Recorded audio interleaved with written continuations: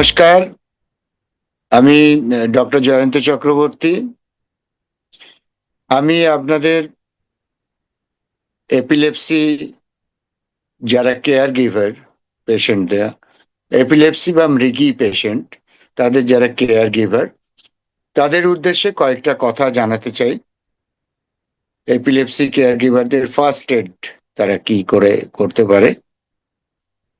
প্রথম কথা, আমাদেরকে একটা জিনিস মাথায় রাখতে হবে যে এপিলেপসি একটা রোগ, একটা ডিজিজ, ব্রেনের ডিজিজ, যার ম্যানিফেস্টেশনস বা যার এগুলো আমরা শরীরে দেখতে পাই। হাত পা খিঁচুনি, অনেক সময় একদৃষ্টে তাকিয়ে থাকা, অনেক সময় একদম চুপ করে যাওয়া, পড়ে যাওয়া, অজ্ঞান হয়ে যাওয়া।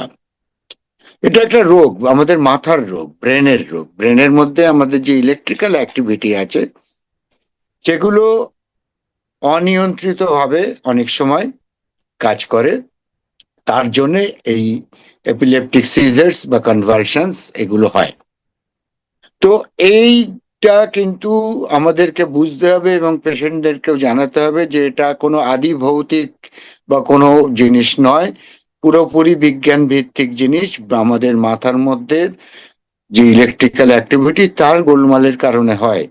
এটা একটা রোগ, এবং এই রোগ হলে কি তার জন্য কেয়ার গিভাররা কি করবে, কি চিকিৎসা, সেটা জানা খুব ইম্পর্টেন্ট। তো প্রথম যে আমাদের যারা এপিলেপসি পেশেন্ট, তাদের যারা কেয়ার গিভার বা বাড়ির লোক, বন্ধু বান্ধব যাদের সঙ্গে তারা থাকে, এই পেশেন্টরা, তাদের মাথায় রাখতে হবে যে হঠাৎ করে একটা, ধরুন একটা পেশেন্টের, একটা এপিলেপসি পেশেন্টের খিঁচুনি হলো, হঠাৎ করে দাঁড়িয়েছিল বা বসেছিল, হঠাৎ ভীষণভাবে খিঁচুনি হলো, খিঁচুনি হয়ে সে পড়ে গেল, দাঁতে দাঁত লেগে গেল, মুখ দিয়ে গেঁজা বেরোলো, অজ্ঞান হয়ে গেল।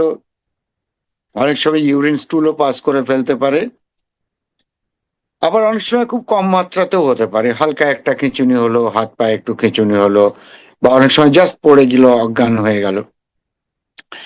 তো এই সময় যারা আশেপাশে থাকবে, বিশেষ করে কেয়ার গিভার্স, তাদের দায়িত্ব কি? এই সময় তাদের উচিত কোনো রকম প্যানিক না করা। পেশেন্ট এরকম হলে প্রথম কাজ হচ্ছে পেশেন্টকে শুইয়ে দেওয়া, মাটিতে বা যেখানে ভালো শোয়ার জায়গা সে আশেপাশে, সেখানে শুইয়ে দেওয়া, এবং এক পাশে কাত করে দেওয়া। এক পাশে কাত করে দেওয়ার উদ্দেশ্য হচ্ছে যে পেশেন্টের শ্বাসনালী যেন ক্লিয়ার থাকে, সে যেন ঠিক মতো নিঃশ্বাস প্রশ্বাস নিতে পারে, এয়ারওয়ে যেন ঠিক থাকে। এটা খুব ইম্পর্টেন্ট। কারণ অনেক সময় যেটা হয় যে কোনো পেশেন্ট হয়তো খাওয়া দাওয়া করেছে, তার পেটে খাবার রয়েছে, সেই অবস্থায় তার কনভালশন হলো, খিঁচুনি হলো। তাতে কি হয়, খিঁচুনির ফলে তার খাবারটা পেট থেকে মুখে উঠে আসে, এবং সে তো তখন নিজের সেন্সে নেই, বের করতেও পারে না। তো খাবারটা অনেক সময় শ্বাসনালীতে আটকে যায়, গিয়ে অ্যাসফিক্সিয়া হয়ে, এবং আমরা পেয়েছি অনেক পেশেন্টের অ্যাসফিক্সিয়াল ডেথ, যেই খাবারটা গলায় চোখড হয়ে গিয়ে পেশেন্টের অবস্থা ভীষণ সিরিয়াস হয়ে গেছে, পেশেন্ট মারা পর্যন্ত গেছে।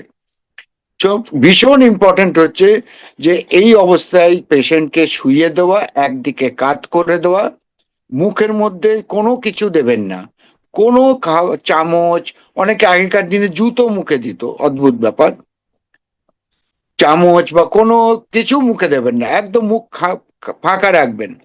অনেকের ভুল ধারণা যে এপিলেপসিতে নিজের জিভ খেয়ে ফেলে, না, কিচ্ছু হয় না।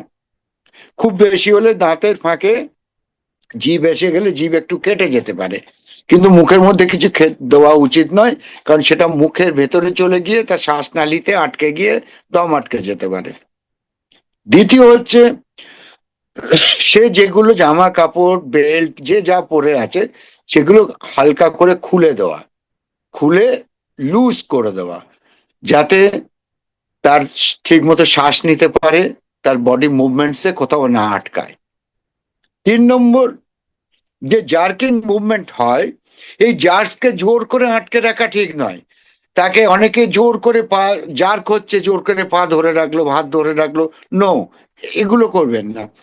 সে তার জার্ক হবে শুধু আশেপাশে থেকে সমস্ত রকম শার্প অবজেক্টস, বা কোনো কিছুতে ধাক্কা লাগতে পারে, চোট লাগতে পারে, এরকম কোনো জিনিস থাকলে সরিয়ে দেবেন।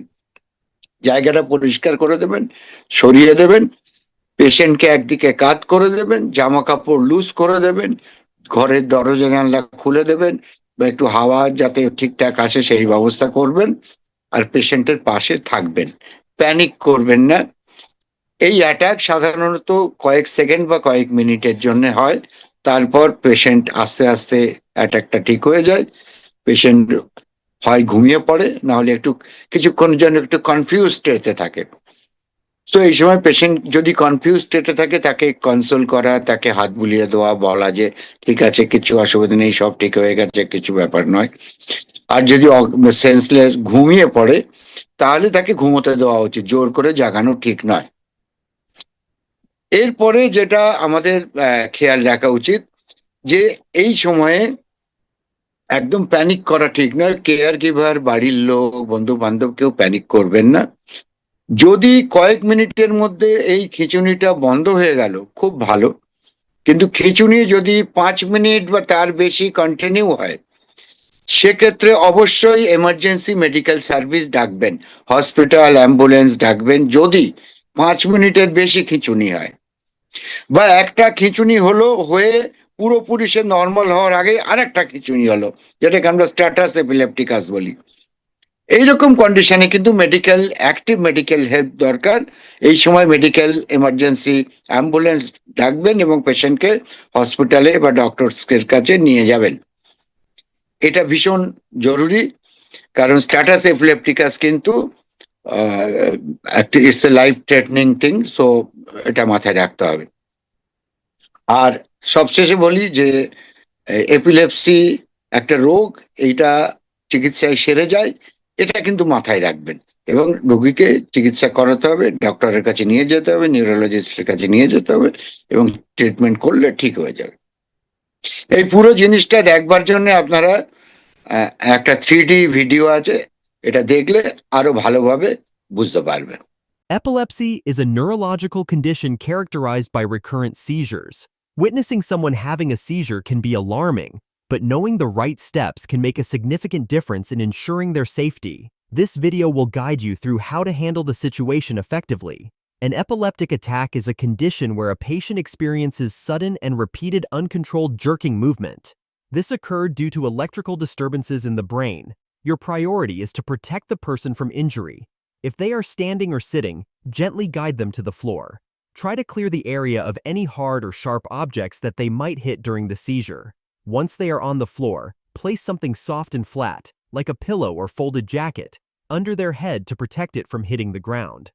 As the seizure progresses, if possible, gently turn the person onto their side. This helps to keep their airway clear and allows any saliva or vomit to drain easily. It's important to time the seizure. Note when it starts and how long it lasts. This information will be crucial for medical professionals if you need to call for help. There are some crucial things you should never do during a seizure. Do not put anything in the person's mouth. Contrary to old beliefs, this can cause injury to their teeth or jaw and may obstruct their airway. Also, do not try to restrain their movements. Let the seizure run its course, but guide them gently away from hazards. Do not provide any food and drinks until the person has fully recovered. Stay with the person until the seizure stops and they regain full consciousness. They may be confused or drowsy afterwards. Speak calmly and reassure them. It's essential to know when to call for emergency medical help. Seek immediate assistance if the seizure lasts longer than 5 minutes. If the person has repeated seizures without waking up in between. If they are injured during the seizure. If they have difficulty breathing afterwards, or if this is their first known seizure. By understanding these simple steps, you can provide crucial support to someone experiencing an epileptic seizure. Stay informed, and remember, your calm and informed actions can make a real difference.